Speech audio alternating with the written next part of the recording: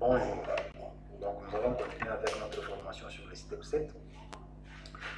La dernière fois, on a essayé de faire un tour à l'usine pour récolter les équipements, donc les instruments qu'on pouvait utiliser pour faire tourner notre process et apporter une modification à la matière d'œuvre.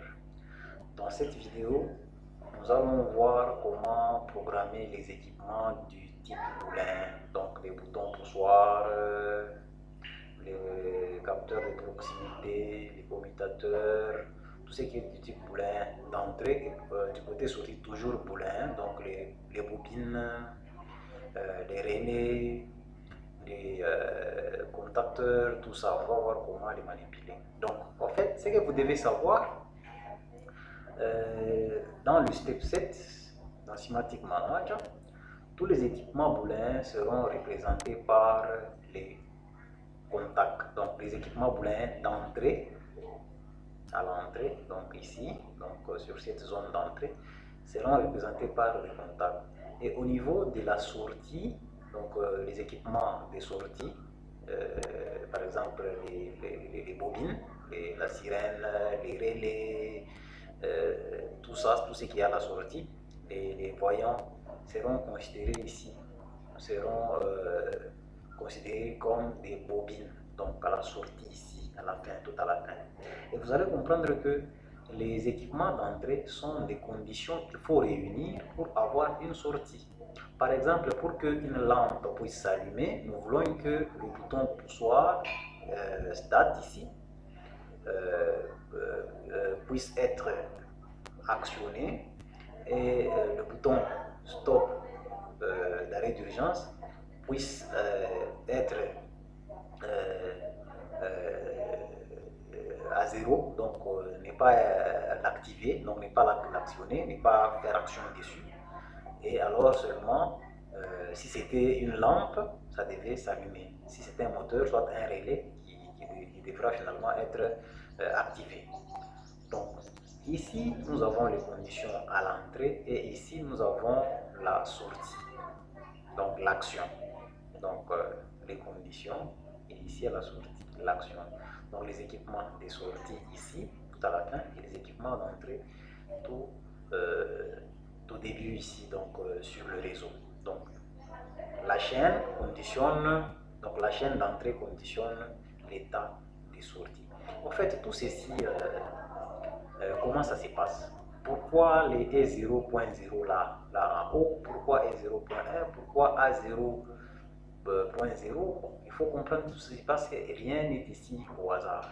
Et pour cela, vous devez comprendre que pour faire fonctionner notre process, on va programmer l'automate. C'est l'automate qui va être le maître, qui va gérer en quelque sorte tout ce qui va se passer. Quand vous appuyez sur le bouton, pour que le moteur puisse tourner, il faut que l'automate puisse le prendre en compte, puisse savoir que le bouton est activé, soit actionné ou pas pour démarrer l'automate. Alors qu'est-ce qu'il faut? On va connecter ces boutons ici sur l'automate. Mais où? Et le moteur, pour qu'il puisse tourner, on devra le connecter sur l'automate, mais on ne peut pas connecter bien sûr un moteur qui fonctionne avec une tension de 525 volts sur un automate. Ça ne se peut pas. Donc ici à la sortie, on va passer par exemple par un relais et le relais à son tour va commander le contacteur à son tour qui va fournir la tension nécessaire au moteur. Maintenant, ce que nous allons faire, nous, c'est programmer bien sûr l'automate. Donc, avant de le programmer, on doit, tant soit peu, comprendre comment est-ce que l'automate fonctionne et comment est-ce que quelle est la configuration matérielle de l'automate. Donc pour cela, je me suis donné, j'ai pris une liberté d'aller sur internet et télécharger un manuel que vous avez ici, Hardware Config and Communication. Donc c'est un manuel PDF que vous pouvez très facilement récupérer sur Google. Donc dans la configuration matérielle, quand on était en train de le faire, on a représenté l'automate dans Step 7, on a représenté l'automate de la manière à ce que ça soit vraiment comme on va les monter physiquement. Donc ici, bien sûr, nous sommes sur le software, mais au niveau du hardware, donc dans le matériel, par exemple dans les PLC rooms, là où vous allez monter une automate physique, il doit avoir la même configuration que ce que nous avons fait dans le step 7. Ici, nous sommes dans le step 7, mais quand vous êtes dans le physique, physiquement, vous allez dans le contrôle, dans le PLC room, donc dans la salle où il y a l'automate, il doit avoir exactement la même configuration. Par exemple, ici, comment notre automate est configuré? Vous avez en première position, d'abord c'est sur la châssis, où on va afficher un automate. Ça c'est un automate modulaire parce que nous avons des modules, une carte d'entrée, donc une carte ici, le PS, vous voyez la flèche qui part de là jusqu'ici. Le PS qui signifie Power Supply, je crois que ça c'est pour un Power Supply de 10 ampères. C'est pourquoi il faut aussi dimensionner votre courant de fonctionnement parce qu'on va débiter un certain courant ici. Il y a une charge sur les cartes, sur les modules ici. Donc il faut dimensionner. Donc c'est pourquoi le power supply qu'on va alimenter va supporter une charge de 10 ampères.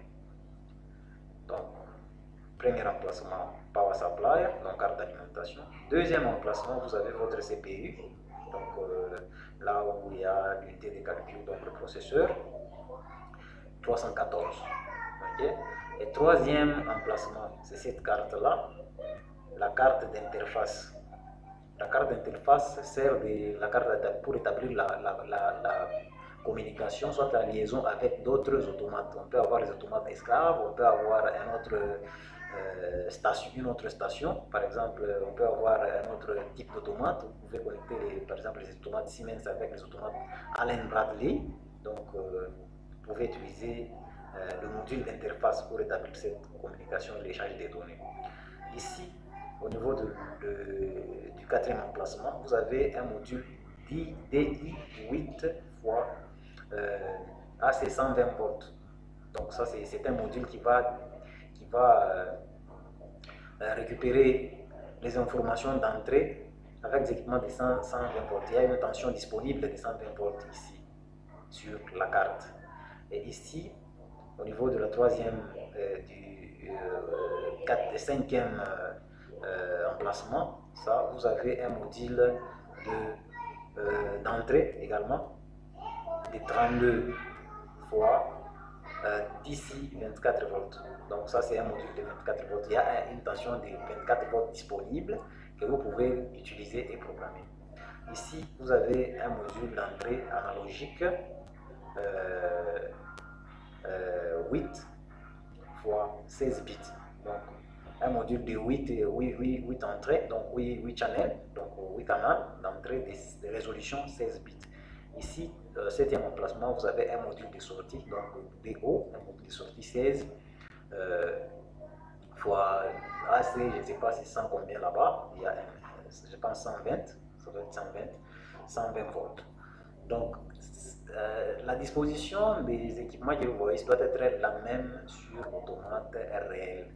En fait, nous, dans cette vidéo, on veut s'intéresser uniquement sur les équipements d'entrée et les équipements de sortie. Ça se passe comment? On va prendre notre manuel pour le besoin. En fait, on est presque là. Nous sommes là avec notre automate.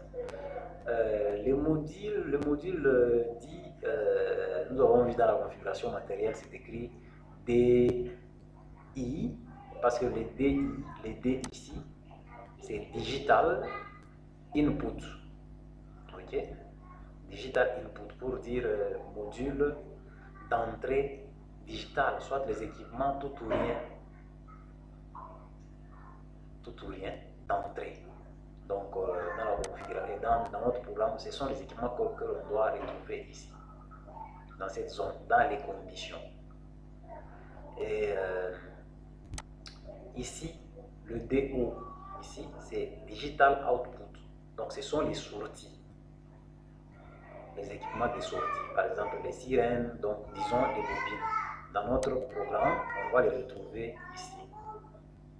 Si on prend l'autre manuel, organiser. Nous avons module d'entrée Tor, 0 octet, 0 bit. Donc octet 0, bit 0 à 7. C'est-à-dire quoi? Sur chaque module, que ce soit entrée, ici c'est module d'entrée, soit module de sortie digital, je précise ici nous sommes dans le digital, c'est regroupé par octet, c'est-à-dire les connecteurs sont regroupés par octet. Un octet c'est 8 bits, soit si vous voulez, nous avons 8 entrées, donc ça part à partir de 0 jusqu'à 7. C'est ce que cela veut dire. Quand vous voyez les accolades ici en vert, ça part si on veut compter de 0, 1, 2, 3, 4, 5, 6, 7.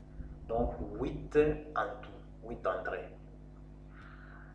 Et ici également vous avez 8, mais cette fois-ci c'est l'octet 1 avec les bits de 0 jusqu'à 7. Ici, le module de sortie, c'est l'octet 4, ok, quatrième octet, des 0, donc les bits 0 jusqu'à 7, donc les bits sont là. Et ici, l'octet 5,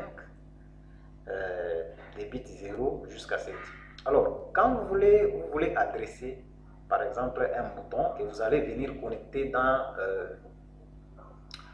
bon, prenons du moins, si vous voulez, l'exemple qui est désigné ici. Donc, si vous voulez, par exemple, ici on dit pour adresser, par exemple, le 5e entrée à partir du haut, il faut adresser l'adresse suivante. Donc, si vous voulez adresser le 5e entrée, donc quand on vous dit entrée, déjà vous devez comprendre que c'est soit un bouton, soit un limit switch, un fin de course, un équipement Tor, tout ou rien, que vous allez venir connecter ici.